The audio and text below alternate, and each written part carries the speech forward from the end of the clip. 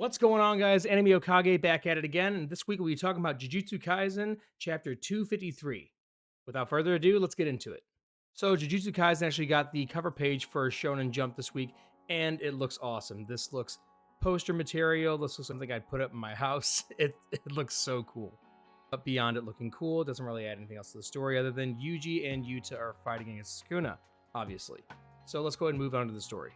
So it starts out, a lot of the grade 1 sorcerers like Meimei, Nanami, Gojo, they're all talking about who the strongest grade 1 sorcerer is, and all of them come to the conclusion that it's Kusakabe. It's so weird that we've seen how strong all these other sorcerers are, but they still all come to the conclusion that it is Kusakabe is most likely the strongest. But Gojo even points out that excluding the 3 great families, that he probably is. I guess if you include them like Naobito and Naya, that, the Zenin clan, basically the entirety of the Zenin clan that Maki killed, would most likely be above him. But without those 3 great families, Kusakabe seems to be the most powerful grade 1 sorcerer. And this is funny because I think that it's really cool if Gege was hiding a very, very powerful character in plain sight the entire time as like someone very cowardly, someone not very powerful, can't rely on them, they'll run from any kind of danger. We've never seen Kusakabe's technique, and I know that I think it's been confirmed that Kusakabe does not have an innate technique, but maybe we just haven't seen it. Maybe he just never revealed it to anyone else. Maybe these uppers know because he needed to show what he was capable of to even become a grade 1 sorcerer. And we're talking grade 1. If he's the top of grade 1, he's above Todo even.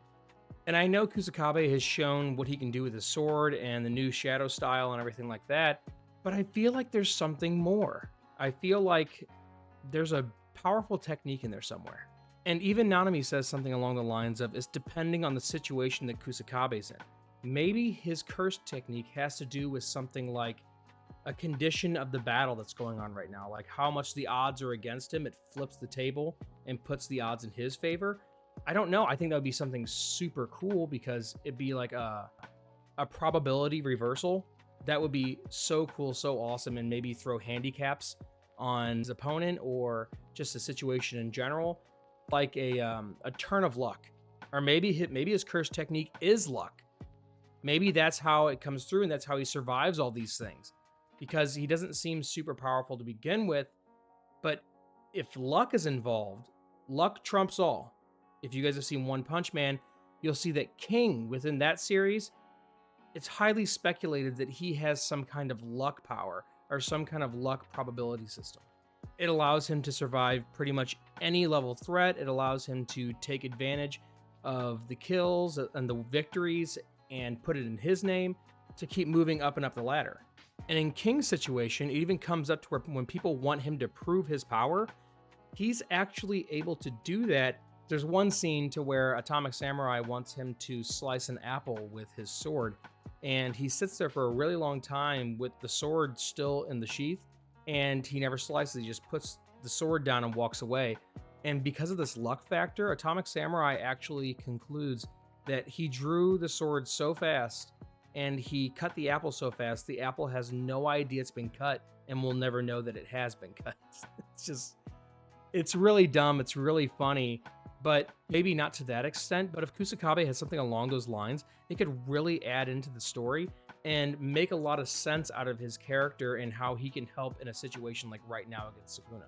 So we jump back into Maki fighting Sukuna on this highway or overpass kind of thing, and it seems that she deflects one of his dismantle or cleaves, and it gets sent off into a nearby building where it cuts the building in half, and it starts to slide towards them and actually start to fall on them a little bit.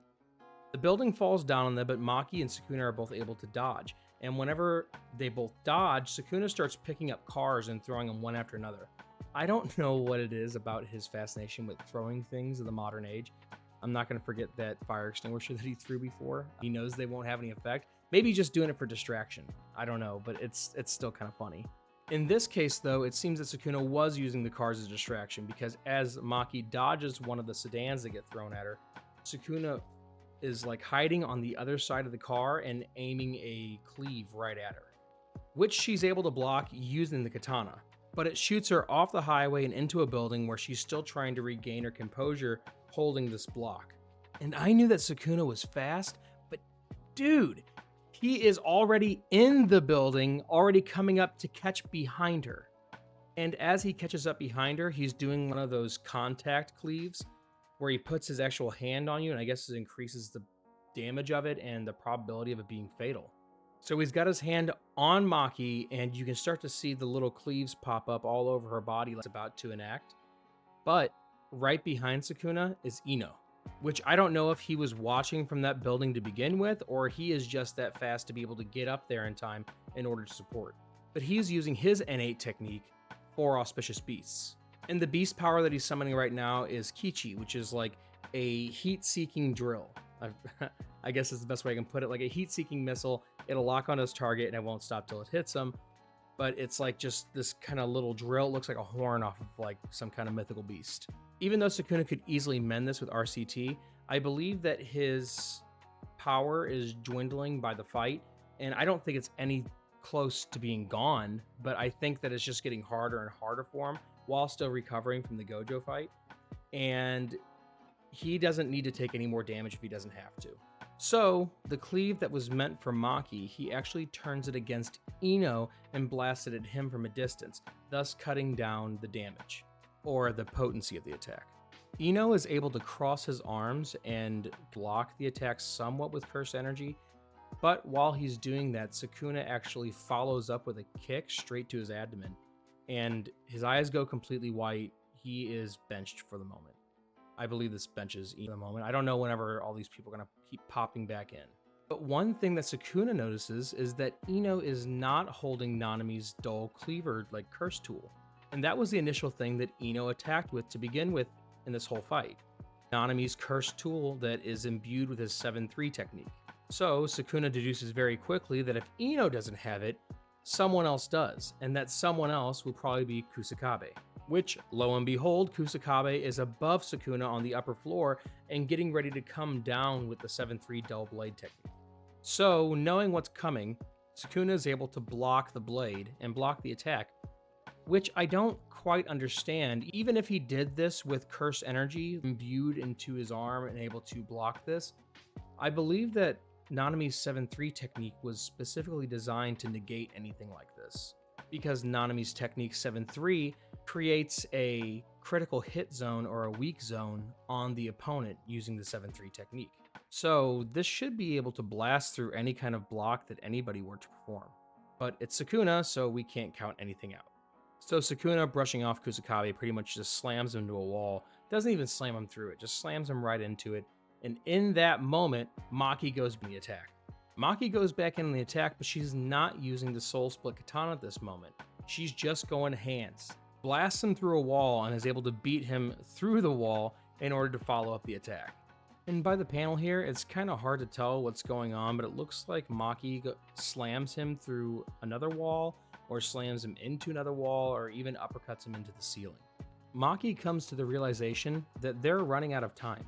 And even if they are to revive Yuta and bring him back into the fight, that's not a guarantee that they'll win. They're fighting against time and the rebuild and regen of Sukuna's Malevolent Shrine. If he gets that domain back, there's pretty much no chance that any one of them will win. She determines that they need to crush him right here, right now, in order to make sure that doesn't happen. But this is a task that's easier said than done. And now the narrator jumps in with some interesting dialogue. He starts bringing up the names of all the people that fought against Sukuna after Gojo was done. He brings up Kashimo, he brings up Higuruma, he brings up Yuta, and all these people are proclaimed to be the peaks of sorcery, and incredible ups to Higuruma for just learning what sorcery is maybe 6 months ago, and being proclaimed by Sukuna as one of the peaks of sorcery. He's getting a lot of love from Sukuna. But here's the really cool thing. The narrator brings up that every one of those people who were at the peak of sorcery were simply an appetizer when it comes to the full course meal of the beast, and the beast being Maki Zenin. This apparently is the one person after Gojo that Sukuna has been so intrigued by and so ready to fight. He is completely enamored and so interested in the person who was able to throw away all cursed energy in return for the heavenly restriction of 0. 0 being 0 cursed energy.